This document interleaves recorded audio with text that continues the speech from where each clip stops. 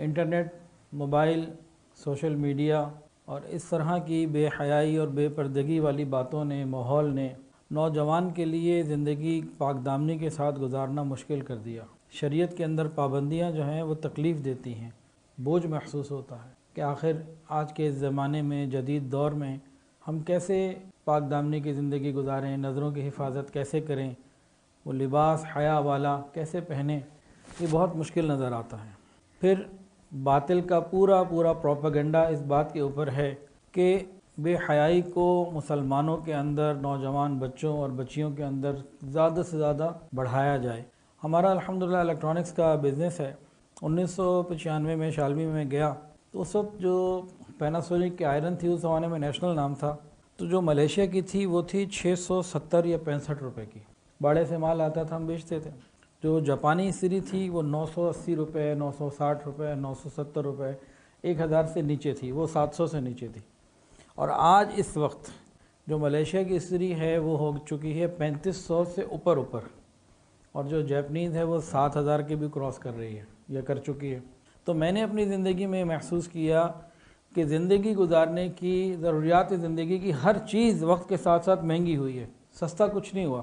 اگر کوئی چیز سستی ہوئی ہے تو اگر آپ غور کریں تو اس کا تعلق حیا سے ہے۔ بے حیائی کو پھیلانے والی ہر چیز سستی ہوئی ہے۔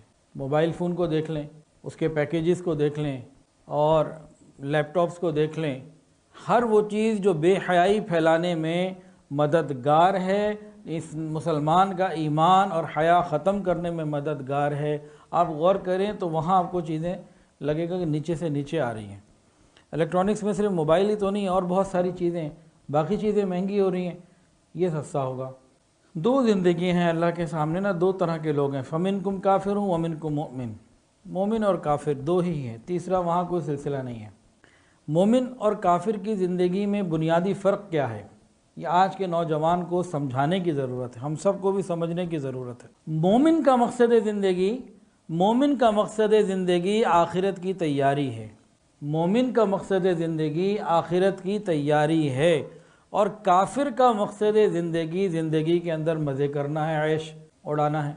مومن اپنی اس سوچ کی وجہ سے کیا کرتا ہے، ہر چیز کو فکر آخرت کے پیمانے پہ تولتا ہے کہ یہ میرا عمل قیامت کے دن مجھے پریشان تو نہیں کرے گا، تو اس کی زندگی فکر آخرت کی سوچ میں ڈھلی ہوئی ہوتی ہے، اس کا عمل فکر آخرت کے مطابق ہوتا ہے کہ قیامت کے دن میرے ساتھ کیا معاملہ ہوگا، کہ اس کو معلوم ہے کہ زندگی یہ والی محدود، وہ غیر محدود، یہ زندگی بندگی کے لیے، کام کے لیے، وہ زندگی آرام کے لیے، نعمتوں کے لیے اور مزوں کے لیے اللہ نے بنائی ہے۔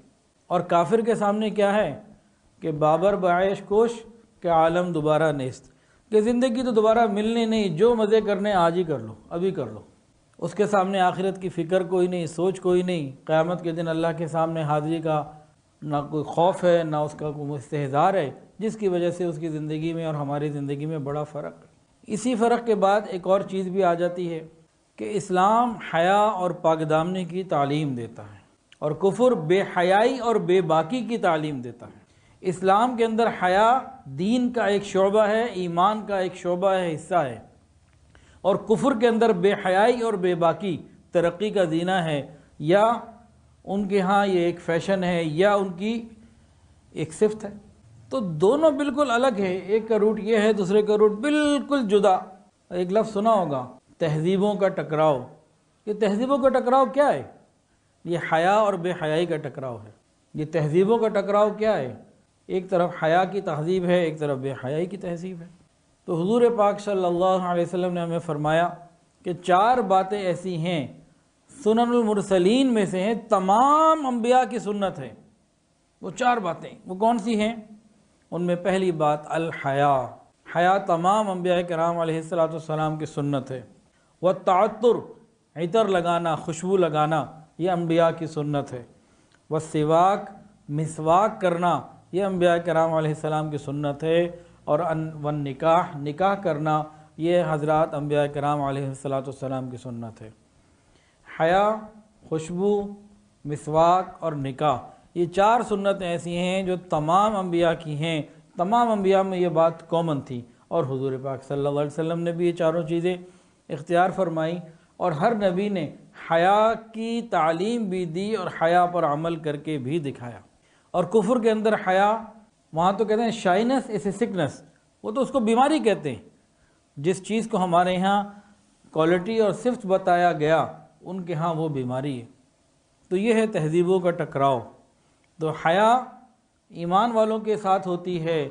اچھا، ایک اور بات بہت عجیب، کفر جو ہے نا، کافر، یہ سود چھوڑ سکتا ہے، جھوٹ چھوڑ سکتا ہے، یہ بہت سارے اور گناہ چھوڑ سکتا ہے، لیکن یہ موسیقی اور زنا، یہ دو کام نہیں چھوڑ سکتا۔ کفر بہت ساری چیزیں چھوڑ سکتا ہے، گناہوں کی بری چیزیں، لیکن موسیقی اور زنا یہ دو چیزیں ایسی ہیں جو کافر چھوڑ ہی نہیں سکتا۔ کہیں چلا جائے یہ دو چیزیں اس کے ساتھ جائیں گی۔ کہ تہذیبوں کا ٹکراؤ ہے کہ وہاں بے حیائی کی تہذیب، یہ ہماری حیا والی تہذیب۔ الحمدللہ الحمدللہ الحمدللہ، ہمیں شکر ادا کرنا چاہیے کہ اللہ نے ہمیں حیا عطا فرمائی۔ یہ بہت بڑی نعمت ہے۔